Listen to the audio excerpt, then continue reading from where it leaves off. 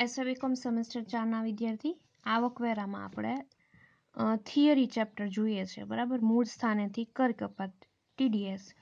એમાં આગળના વિડીયો લેક્ચરમાં આપણે છેલ્લે જોઈ ગયા આવકવેરા પર ચૂકવવા પાત્ર વ્યાજ. હવે પછી જોઈએ ભારતમાં આવકવેરા અધિકારી, બરાબર. ભારતમાં આવકવેરા અધિકારીઓ એને ઇન્કમટેક્સ ઓફિસર પણ કહેવામાં આવે છે, બરાબર. હવે ઇન્કમટેક્સ ઓફિસર છે, આવકવેરા અધિકારીઓ છે, એ બે પ્રકારના છે. એક તો પ્રથમ વર્ગના અને બીજું બીજા વર્ગના, બરાબર. પ્રથમ વર્ગના જે ઓફિસરો છે એની નિમણૂક છે એ મધ્ય સરકાર કરે છે, બરાબર. મધ્યસ્થ સરકાર કરે છે.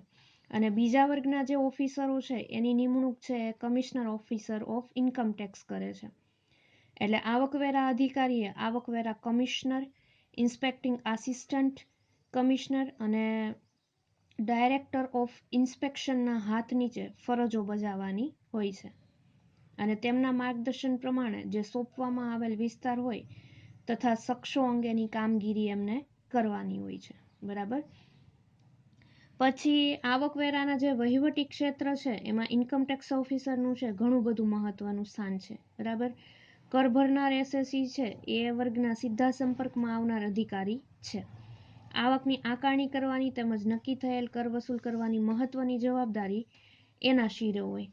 જો કોઈ એસએસસી આવકવેરા અધિકારીએ મોકલેલ ઓર્ડરથી સંતુષ્ટ ન હોય તો ડિમાન્ડ નોટિસ મળ્યા તારીખથી 30 દિવસમાં આવકવેરા કમિશનર સમક્ષ પોતાને જે વાંધો હોય એ રજૂ કરતી અપીલ છે એ કરી શકે છે. અને તેના કાર્યમાં મદદ કરવા માટે ઇન્કમટેક્સ ઇન્સ્પેક્ટર છે એની દોરવણી નીચે કાર્ય કરતા હોય છે. અને એના અગત્યના કારણે તેની વહીવટી તેમજ ન્યાયકીય સત્તાઓ છે એને આપવામાં આવેલી હોય છે. પછી ત્રીજું, એને સોંપવામાં આવેલ વિભાગમાં વસતા એસએસસીઓની આવકની આકારણી કરવા ઉપરાંત તેને પોતાની ઓફિસમાં કામ કરતા ઇન્સ્પેક્ટરોની તેમજ બીજા કર્મચારીઓ છે એના પાસે ઓફિસનું રોજિંદુ કામકાજ છે એ કરાવવાનું હોય છે.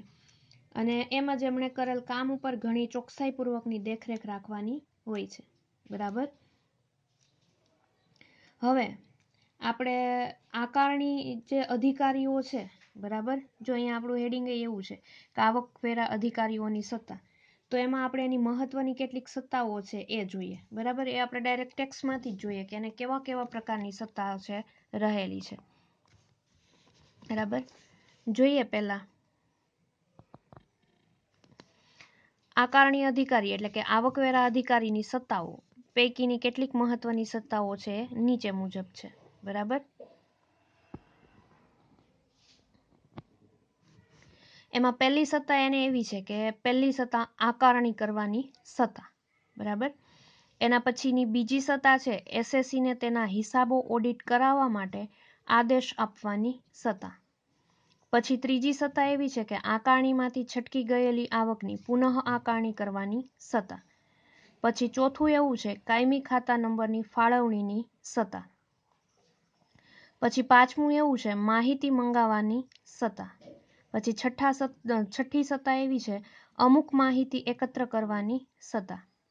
પછી સાતમી સત્તા એવી છે કંપની રજિસ્ટર ઇન્સ્પેક્ટ કરવાની સત્તા. આઠમી સત્તા એવી છે એસએસસીએ સ્વયં નિર્ધારણ મુજબ નહીં ચૂકવેલ આવકવેરા અંગે પેનલ્ટી લેવાની સત્તા. એના પછી નવમી સત્તા એવી છે જે મકાન મિલકતોનો ધંધા વ્યવસાય માટે અંશતઃ ઉપયોગ થતો હોય તે મિલકતને લગતા પ્રમાણસર ખર્ચા નક્કી કરીને કપાત મંજૂર કરવાની સત્તા. એના પછી 10મી સત્તા એવી છે ધંધાના માલિક તેમજ બીજી કોઈ પણ વ્યક્તિને હાજર રાખવાથી તેમજ સોગંદ ઉપર તપાસવાની સત્તા. એના પછી 11મી એવું છે સત્તા કે તેણે તપાસેલ ચોપડાનો ઉતારો તેમજ ચોપડામાં નોંધેલ વિગતોની યાદી માટે નિશાનીઓ કરવાની પણ સત્તા છે.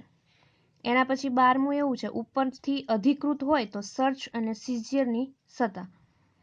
એના પછી 13મું એવું છે રેકોર્ડ્સના આધારે દેખીતી રીતે તરી આવતી ભીલો સુધારવાની સત્તા પોતાની રીતે કે એસએસસીની અરજીના આધારે. એના પછી 14મી સત્તા એવી છે ટેક્સની ચૂકવણીમાં કસૂર કરનાર પાસેથી પેનલ્ટી લેવાની સત્તા. એના પછી 15મું એવું છે રિફંડ મંજૂર કરવાની સત્તા તેમજ કોઈ પણ બાકી ટેક્સ ડિમાન્ડની સામે રિફંડની રકમ એડજસ્ટ કરવાની સત્તા. પછી 16મું એવું છે અમુક સંજોગોમાં રિફંડ રોકી રાખવાની સત્તા.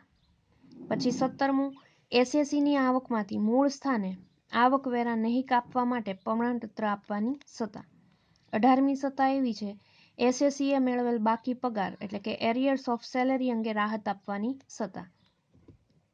19મી સત્તા એવી છે કે પ્રત્યક્ષ કરવેરાના કાયદા હેઠળ એસએસીની જવાબદારી સામે જપ્ત કરેલ મિલકતનો નિકાલ કરવાની સત્તા. બરાબર, આ બધી સત્તાઓ છે એ કોની છે તો કે આવકવેરા અધિકારીની સત્તાઓ રહેલી છે. બરાબર, એના પછી હવે આપણે જોઈએ આવકવેરા વિભાગનું વ્યવસ્થા તંત્ર.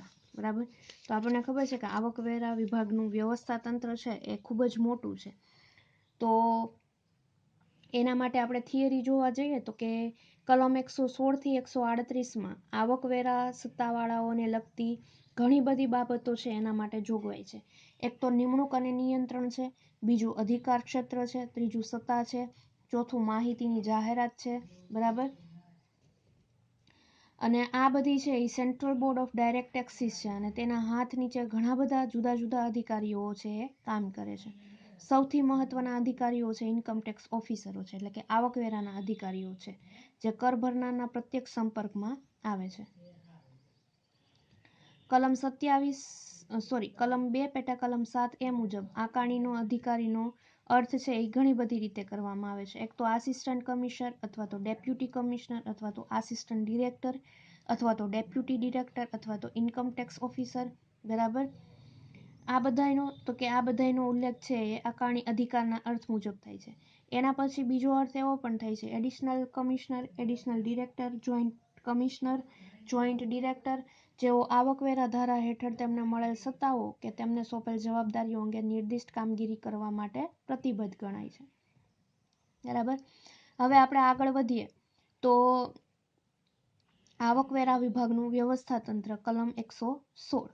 તો ભારત સરકારે આવકવેરા ધારાનો અમલ કરવા તેમજ ખાતાનો વહીવટ કરવા માટે જુદી જુદી કક્ષાના અધિકારીઓની નિમણૂક કરેલી હોય છે. બરાબર, પછી કલમ 117 મુજબ આવકવેરાના જે સત્તાવાળાઓ છે એની નિમણૂક છે એ મધ્યસ્થ સરકાર દ્વારા થાય છે, પરંતુ જે આસિસ્ટન્ટ કમિશનરથી નીચેના અધિકારીઓની નિમણૂક છે એ central board of direct taxes કે ડાયરેક્ટ જનરલ કે ચીફ કમિશનર વગેરે દ્વારા કરવામાં આવે છે.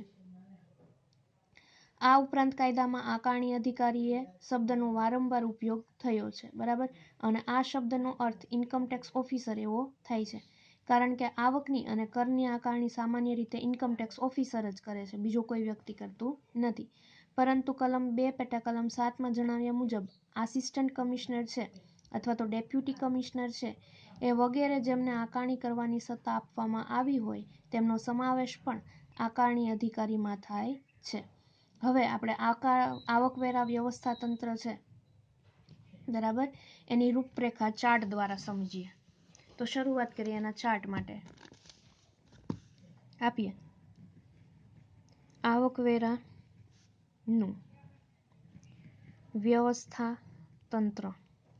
બરાબર, આવકવેરાનું વ્યવસ્થા તંત્ર છે એ બે ભાગમાં પાડવામાં આવે છે. એક તો વહીવટી વ્યવસ્થા તંત્ર અને બીજું ન્યાયિકીય વ્યવસ્થા તંત્ર. બરાબર, આવકવેરાનું વ્યવસ્થા તંત્ર છે એ બે ભાગમાં પાડવામાં આવેલું છે. એક તો વહીવટી વ્યવસ્થા તંત્ર અને બીજું ન્યાયિકીય વ્યવસ્થા તંત્ર. હવે વહીવટી વ્યવસ્થા તંત્ર છે એમાંથી પહેલો અધિકારી છે એ નાણાં પ્રધાન છે, જ્યારે નાણાકીય વ્યવસ્થાનો પહેલો અધિકારી છે એ સુપ્રીમ કોર્ટ છે. બરાબર, એના પછી જે વહીવટી વ્યવસ્થા તંત્ર છે નાણાં પ્રધાનમાંથી પછી કોને તો કે central board of direct taxes જેને આપણે CBDT કહીએ છીએ. બરાબર, અને સુપ્રીમ કોર્ટમાંથી નાણાકીય વ્યવસ્થા તંત્ર છે એમાંથી સુપ્રીમ કોર્ટમાંથી કોને તો કે હાઈકોર્ટ.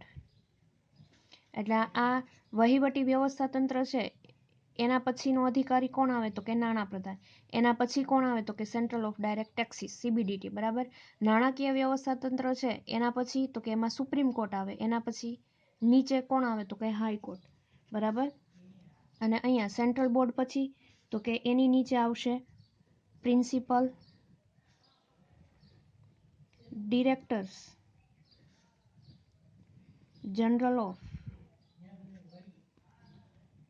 ઇન્કમ ટેક્સ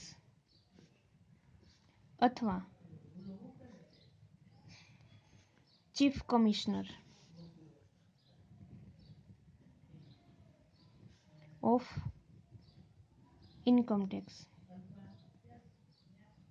બરાબર. અને હાઈકોર્ટમાંથી આવે એપેલેટ ટ્રિબ્યુનલ. બરાબર. અને અહીંયા પ્રિન્સિપલમાંથી કોણ આવશે તો કે ત્યાં આવશે directors general of income tax અથવા chief commissioner of income tax. બરાબર. એના પછી એપેલેટ ટ્રિબ્યુનલ પછી કમિશનર ઓફ ઇન્કમ ટેક્સ એટલે કે અપીલ્સ CIT. બરાબર. આના પછી આપણે પહેલા ચાર્ટ જોઈ લઈએ, પછી આના પછી ટૂંકમાં જે હેડિંગ છે એ આપણે બધા વિશે સમજી જઈશું. બરાબર. એના પછી છે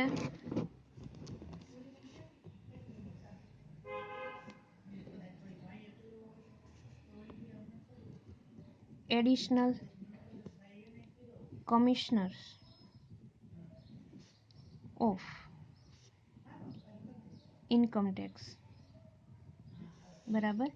એના પછી જે અપીલ્સ છે એના પછી additional commissioner of income tax. બરાબર. એના પછી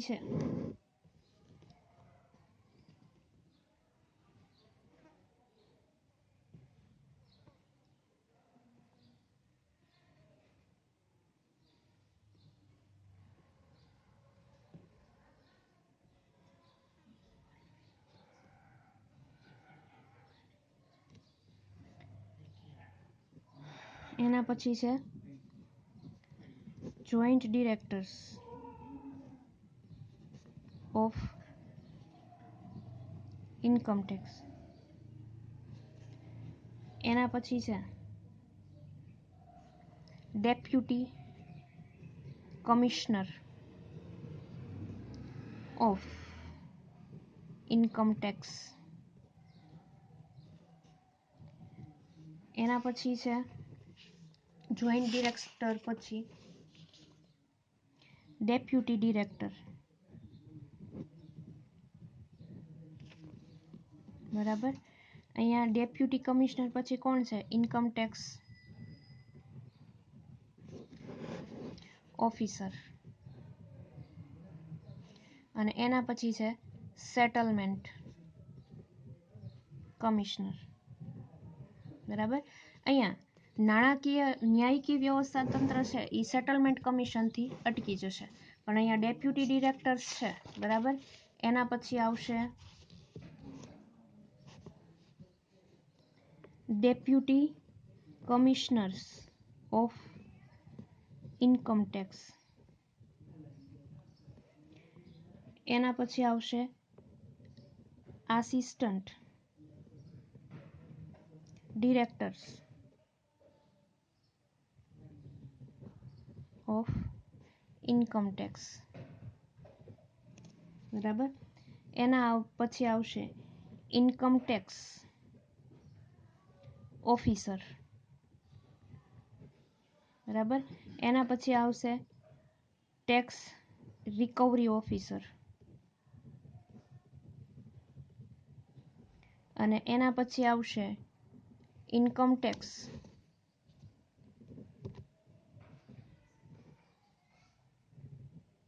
ઇન્સ્પેક્ટર ઓફ ઇન્કમ ટેક્સ, બરાબર. આ થઈ ગયા વ્યવસ્થા તંત્ર ચાર્ટ સ્વરૂપે. હવે આપણે એક પછી એક અહીંયા જે આપણે લખેલું છે વહીવટી વ્યવસ્થા તંત્ર, બરાબર, ન્યાયિકીય વ્યવસ્થા તંત્ર, તો એમાંથી એક પછી એક જે મેઇન છે એ આપણે જોતા જઈએ, બરાબર. એમાં જોઈએ આપણે કે આવકવેરાની જે વહીવટી અધિકારીઓ માટે જોઈએ પહેલા તો આપણે વહીવટી વ્યવસ્થા તંત્ર, બરાબર. એમાં આવકવેરા સત્તાધીશોની જે નિમણૂક છે એના માટે કલમ 117 હેઠળ નિમણૂક કરવાની સત્તા છે એ નીચે મુજબ નક્કી થાય છે, બરાબર. એમાં પહેલા જોઈએ આવકવેરા સત્તાધીશોની નિમણૂક છે એ કેન્દ્ર સરકાર દ્વારા થાય છે. બીજું જોવા જઈએ તો આસિસ્ટન્ટ કમિશનર કે ડેપ્યુટી કમિશનરની નીચેના જે આવકવેરા અધિકારીઓની નિમણૂક છે એ central board of direct taxes, direct general chief commissioner, director કે કમિશનર દ્વારા થાય છે. એના પછી ત્રીજું છે વહીવટી કર્મચારીઓની નિમણૂક છે એ central board of direct taxes એના અધિકૃત કરેલા આવકવેરા સત્તાધીશો દ્વારા થાય છે, બરાબર. એના પછી આપણે જોઈએ સીબીડીટી, બરાબર, central board of direct taxes. તો એના માટે સીધા કરવેરા અંગેનું છે આ મધ્યસ્થ મંડળ આવકવેરા ધારાનો વહીવટ અને અમલ કરવા માટે સર્વોચ્ચ અધિકૃત સંસ્થા છે એ ગણવામાં આવે છે, બરાબર. જે મધ્યસ્થ સરકારના નાણાં ખાતા સાથે ઘનિષ્ઠ સંપર્ક રાખીને પોતાની કામગીરી છે એ કરે છે. આ બોર્ડ છે એ 1963ના સેન્ટ્રલ બોર્ડ ઓફ રેવન્યુ એક્ટથી રચવામાં આવ્યું છે અને આ બોર્ડ એક ચેરમેન અને 6 સભ્યોનું બનેલું હોય છે, બરાબર. એમાં કલમ 295 હેઠળ આવકવેરા અંગે જરૂરી નિયમો ઘડવાની એને સત્તા છે.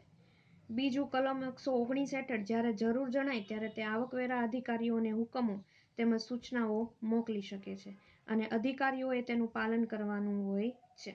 જોકે ડેપ્યુટી કમિશનર અને કમિશનર ઓફ ઇન્કમ ટેક્સ જેવી ન્યાયિક ફરજો બજાવતા અધિકારીઓને તેમની વિવાદ અરજીઓની સુનાવણી અંગેની સત્તાને ખલેલ પહોંચે તેવા હુકમો એમ સૂચનો છે એ આપવાની બોર્ડને સત્તા નથી. એના પછી સીબીડીટી છે એ કોઈ પણ સંગઠનને કંપની જાહેર કરવાની સત્તા ધરાવે છે. એના પછી આવકવેરા ધારા હેઠળ તપાસ અને જપ્તીની કાર્યવાહી અંગે વાંધાઓ સાંભળવાની સત્તા પણ સીબીડીટીને રહેલી છે. એના પછી અમુક સંજોગોમાં પુનઃ આકારણી અંગેની નોટિસો છે એ મંજૂર કરી શકે છે. એના પછી છે છઠ્ઠું પેનલ્ટીની રકમ જતી કરવાની કે ઘટાડવાની પણ સત્તા છે એ સીબીડીટીને રહેલી છે. એના પછી બોર્ડમાં જો જે સભ્યો કામ કરે છે એમાંથી કોઈ પણ એક સભ્ય બોર્ડના પ્રમુખનો હોદ્દો સંભાળે છે. મધ્યસ્થ સરકાર તેમની નિમણૂક કરે છે અને તેમની ભલામણ મુજબ ઇન્કમ ટેક્સ ઓફિસરની નિમણૂક કરવામાં આવે છે. આ બધાય કાર્ય થઈ ગયા સેન્ટ્રલ બોર્ડ ઓફ ડાયરેક્ટ ટેક્સીસના, બરાબર.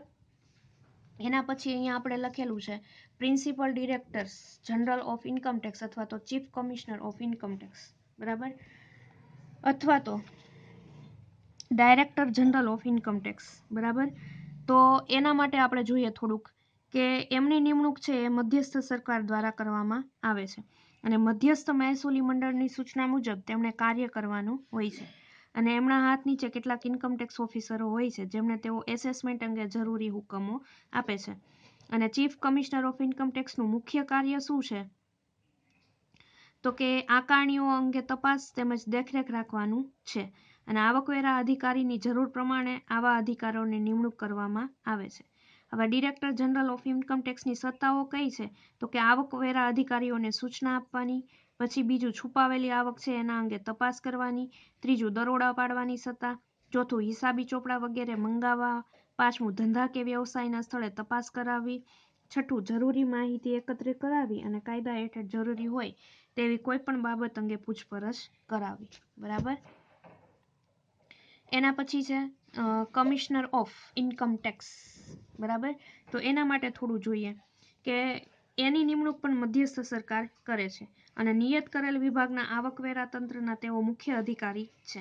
સામાન્ય રીતે જે દરેક જુદા જુદા રાજ્ય દીઠ છે એ આવા અધિકારીઓની નિમણૂક કરવામાં આવે છે. જોકે કેટલીક વાર એક જ વિસ્તાર માટે કે બે કે વધુ કમિશનર પણ હોઈ શકે અને તેના હાથ નીચે વિભાગના ડેપ્યુટી કમિશનરો તેમજ ઇન્કમ ટેક્સ ઓફિસરો છે કાર્ય કરે છે, બરાબર. અને એની સત્તાઓ કેવી છે તો કે કોઈ પણ શખ્સને હાજર રહેવાની ફરજ પાડવાની અથવા તો સોગંદ ઉપર તપાસવાની, બરાબર. બીજી સત્તા એવી છે કે કોઈ પણ શખ્સના ચોપડા અથવા તો દસ્તાવેજો રજૂ કરવા ફરજ પાડવાની. પછી ત્રીજી સત્તા એવી છે તપાસ પંચ નીમવાની. ચોથી સત્તા એવી રહેલી છે કે કોઈ પણ શખ્સ છે એના ઉપર જણાવ્યા મુજબ ચોપડા અથવા તો દસ્તાવેજ અથવા તો બીજી કોઈ પણ જરૂરી વસ્તુ અથવા તો માહિતી નોટિસો આપવા છતાં રજૂ ન કરે તો તેવા શખ્સના રહેઠાણના મકાનના અથવા ધંધાની જગ્યાએ પ્રવેશ કરી તપાસ કરવાની એમ જ એની મેળવવાની સત્તા રહેલી છે, બરાબર. એના પછી આપણે જોઈએ ડેપ્યુટી કમિશનર અથવા તો ડાયરેક્ટર્સ ઓફ ઇન્કમ ટેક્સ, બરાબર. જોઈએ કે ડેપ્યુટી ડિરેક્ટર્સ અથવા તો deputy commissioner of income tax. એના માટે જોઈએ થોડુંક એવું તો કે બીજા જે આવકવેરા અધિકારીઓની જેમ જ આની નિમણૂક પણ કોણ કરે છે તો કે મધ્યસ્થ સરકાર કરે છે. અને બોર્ડની સલાહ મુજબ જ આ અધિકારીઓ છે એ કામ કરે છે. તેમનું મુખ્ય કાર્ય શું છે તો કે કરચોરી શોધી કાઢવાનું અને જે નીચલા અધિકારીઓ છે એના કાર્ય પર દેખરેખ રાખવાનું છે. એક કમિશનરના હાથ નીચે ઘણા ડેપ્યુટી કમિશનરો કામ કરતા હોય અને તેમણે દરેક તેમના કમિશનરની હુકુમતના વિભાગ પૈકી જુદા જુદા વિભાગો માટે કામ કરવાનું હોય છે, બરાબર. અને આકારણી અધિકારીઓ શબ્દમાં આસિસ્ટન્ટ કમિશનર, ડેપ્યુટી કમિશનર્સ કે આવકવેરા અધિકારીનો સમાવેશ થઈ જાય છે. એના પછી છે assistant director of income tax, એ આપણે જોઈ ગયા. એના પછી છે ઇન્કમ ટેક્સ ઓફિસર, તો એના વિશે તો આપણે વિગતવાર ચર્ચા કરી ગયા, બરાબર. એના પછી આપણે ન્યાયકીય જે વ્યવસ્થા તંત્ર છે આપણું, બરાબર, એના વિશે જોઈએ. તો એના વિશે આપણને ખબર છે સુપ્રીમ કોર્ટ, હાઈકોર્ટ અને એપેલેટ ટ્રિબ્યુનલ છે એના વિશે તો આપણને ખબર જ છે. કમિશન ઓફ ઇન્કમ ટેક્સ, બરાબર, એ આપણે જોઈ ગયા. હવે એના પછી આપણે જોઈએ ડેપ્યુટી કમિશનર, બરાબર. તો એના માટે જોઈએ કે આપણે જેમ વહીવટી વ્યવસ્થા તંત્ર જોઈ ગયા એમાં એવું જોયું કે ઇન્કમટેક્સ ઓફિસર છે ન્યાયિક સત્તા ધરાવતો અધિકારી છે અને એસએસસીની આવકની આકારણી કરી તેની આવક નક્કી કરવાનું કાર્ય છે એમનું છે, બરાબર. અને એ બાબતમાં એ આકારણી કરે છે. હવે એમાં ઘણા બધા અધિકારીઓ છે નીચે મુજબ કાર્ય કરે છે. એમાં પહેલું છે આપણો ડેપ્યુટી કમિશનર્સ, બરાબર. તો જોઈએ એના વિશે. જો કર ભરનારને ઇન્કમટેક્સ ઓફિસરના હુકમથી સંતોષ ન હોય તો 30 દિવસ સુધીમાં તે ડેપ્યુટી કમિશનરને અપીલ કરી શકે છે. અને ડેપ્યુટી કમિશનરની નિમણૂક છે એ મધ્યસ્થ સરકાર કરે છે. અને એના મુખ્ય સત્તાઓ કઈ છે તો કે તેનું મુખ્ય કાર્ય છે જે એસએસસી એ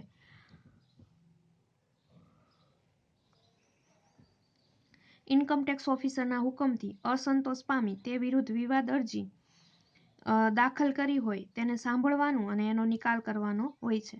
પછી બીજી સત્તા એની એવી છે કે નિકાલ કરતા તે ઇન્કમટેક્સ ઓફિસરે કરેલી આકારણી વ્યાજબી માનીને ચાલુ રાખે અથવા તો તેમાં વધારો યા ઘટાડો કરે અથવા તો એને રદબાતલ પણ ગણી શકે.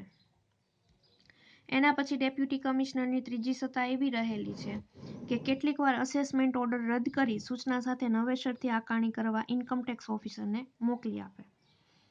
એના પછી એવું છે કે ઇન્કમટેક્સ ઓફિસરે એસએસસીનો દંડ કરવા માટે હુકમ કર્યો હોય તો તેવા હુકમ વિરુદ્ધ પણ અપીલ છે એ કરી શકાય, બરાબર.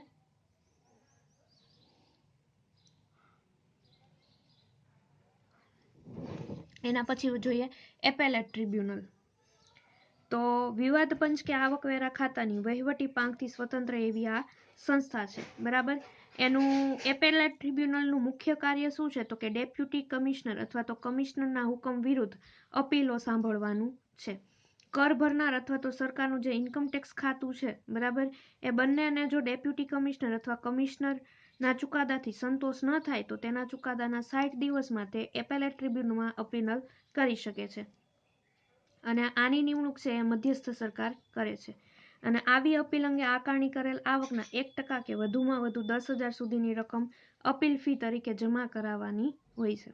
વધુમાં તેના મધ્યસ્થ સરકારને ઠીક લાગે એટલા ન્યાય ખાતાના જાણકાર, બરાબર, સભ્યો જાણકાર તેમજ નામાના જાણકાર સભ્યોની નિમણૂક છે એ આમાં કરવામાં આવે છે. એના પછી અપીલની જે સુનાવણી કર્યા બાદ ટ્રિબ્યુનલનો જ હુકમ કેસની વહીવટ જે હકીકતના મુદ્દા માટે છેવટનો ગણાય છે, પરંતુ જો કેસમાં કોઈ કાયદાનો પ્રશ્ન સમાયેલો હોય તો એસએસસી અથવા તો કમિશનર તેવા કાયદાના પ્રશ્ન માટે હાઈકોર્ટનો મત મેળવવા માટે ભલામણ કરે છે. બરાબર. એના પછી જોઈએ હાઈકોર્ટ. તો આપણને ખબર છે કે ટ્રિબ્યુનલનો હુકમ આપણે આગળ જોઈ ગયા એમ હકીકતના મુદ્દા માટે છેવટનો ગણાય છે, પરંતુ જ્યાં કાયદાનો પ્રશ્ન રહેલો હોય ત્યાં હાઈકોર્ટનો રેફરન્સ કરી શકાય અને ટ્રિબ્યુનલને અરજી કરવી પડે. જો ટ્રિબ્યુનલ રેફરન્સ માટે સંમત ન થાય તો એવી અસંમતિ દર્શાવ્યાની તારીખથી 120 દિવસમાં એસએસસી અથવા કમિશનર છે એ હાઈકોર્ટને અરજી કરી શકે છે અને હાઈકોર્ટને ટ્રિબ્યુનલનું વલણ અયોગ્ય જણાય તો તે કેસ સમજાવવા તથા રેફરન્સ કરવા ટ્રિબ્યુનલને ફરજ પાડી શકે. એના પછી જોઈએ આપણે સુપ્રીમ કોર્ટ. હવે આપણને ખબર છે કે ઉપર જણાવ્યા મુજબ હાઈકોર્ટના નિર્ણય વિરુદ્ધ સુપ્રીમ કોર્ટમાં અપીલ કરી શકાય છે, પરંતુ તે માટે હાઈકોર્ટની પરવાનગી મેળવવી પડે છે. બરાબર. સુપ્રીમ કોર્ટમાં અપીલ કરવા યોગ્ય કેસ જણાતા હાઈકોર્ટ એવી મંજૂરી આપે છે અને કાયદાના પ્રશ્નને સુપ્રીમ કોર્ટનો નિર્ણય આખરી ગણાય છે, પરંતુ જો હાઈકોર્ટ એવું પ્રમાણપત્ર આપવાની ના પાડે કે કેસ સુપ્રીમ કોર્ટમાં અપીલ કરવાને લાયક છે તો બંધારણની કલમ 136 હેઠળ પક્ષકાર સુપ્રીમ કોર્ટને અપીલની ખાસ પરવાનગી માટે અરજી કરી શકે છે અને હાઈકોર્ટના નિર્ણયથી જાણ કર્યા તારીખથી 90 દિવસમાં સુપ્રીમ કોર્ટમાં અપીલ છે એ થઈ શકે છે. બરાબર. એના પછી જોઈએ સેટલમેન્ટ કમિશન. આપણું વ્યવસ્થા તંત્રનો છેલ્લો ટોપિક સેટલમેન્ટ કમિશન. એના માટે જોઈએ સેટલમેન્ટ કમિશનમાં કે આવકવેરા કાયદાની કલમ 245B હેઠળ તારીખ 1/4/1979 ના રોજ આવકવેરા સેટલમેન્ટ કમિશનની નિમણૂક કરવામાં આવી છે અને આ કમિશનના એક ચેરમેન, એક કે વધુ વાઇસ ચેરમેન ઉપરાંત અન્ય સભ્યો છે અને તેમની નિમણૂક છે મધ્યસ્થ સરકાર કરે છે. સેટલમેન્ટ કમિશનની મુખ્ય બેન્ચ છે એ નવી દિલ્હી ખાતે સ્થપાયેલી છે અને આ ઉપરાંત કમિશનની 3 વધારાની બેન્ચો છે એ મુંબઈ, કોલકાતા અને ચેન્નઈ ખાતે આવેલી છે. બરાબર. આપણે આ જોઈ ગયા આવકવેરા વિભાગનું વ્યવસ્થા તંત્ર અને આપણે છેલ્લો ટોપિક આપણા ચેપ્ટર નંબર 4 નો મૂળ સ્થાનેથી કર કપાતમાં છેલ્લો ટોપિક બરાબર એ આવકવેરાના અધિકારીઓની સત્તા, ફરજો અને કાર્યક્ષેત્ર, જેમાં સત્તા આપણે આગળ જોઈએ, ફરજો અને કાર્યક્ષેત્ર જોઈએ અથવા તો સમાધાન પંચ કે સેટલમેન્ટ કમિશન એને કહી શકાય. બરાબર. તો એના હેતુઓ, એની ફરજો, એનું કાર્યક્ષેત્ર શું છે તો જોઈએ. એમાં પહેલો હેતુ એનો એવો છે કે સેટલમેન્ટ કમિશન સ્થાપના પાછળનો મુખ્ય હેતુ એક એવી વ્યવસ્થા ઊભી કરવાનો છે કે જેમાં એસએસસી અને આવકવેરા વિભાગ વચ્ચેના વિવાદોનું ઝડપી અને ન્યાયપૂર્ણક રીતે સમાધાન થાય. બરાબર. એના પછી બીજો હેતુ એનો ઈ છે કે કર ચોરી કરનારાઓ માટેનો આ કોઈ બચાવ માર્ગ નથી. હકીકતમાં તો આ કમિશનનો હેતુ છે એ લાંબી ન્યાયિક પ્રક્રિયાથી દૂર રહી શકાય તે છે. બરાબર. કારણ કે આવી પ્રક્રિયાથી વેપાર ઉદ્યોગને કે ડિપાર્ટમેન્ટને કોઈ પણ પ્રકારની મદદ મળતી નથી. એના પછી ત્રીજો હેતુ કયો છે તો કે એસએસસી પોતાના કેસ અંગે ગમે તે તબક્કે કેસના નિરાકરણ માટે નિયત ફોર્મમાં અરજી કરી શકે છે અને આ માટે જરૂરી છે કે તેણે આવકવેરા કાયદાની જોગવાઈઓ હેઠળ પોતાની આવકનું નિવેદન રજૂ કરવું. બરાબર. એના પછી સત્તાઓ જોઈએ આપણે. તો સત્તામાં શું કહે છે આપણને કે સેટલમેન્ટ કમિશનના ક્ષેત્ર હેઠળ આવરી લેવાયા જે કંઈ વિવાદો છે એ અંગે કમિશનને એવી સત્તા છે કે તે કેન્દ્રીય આબકારી જકાત,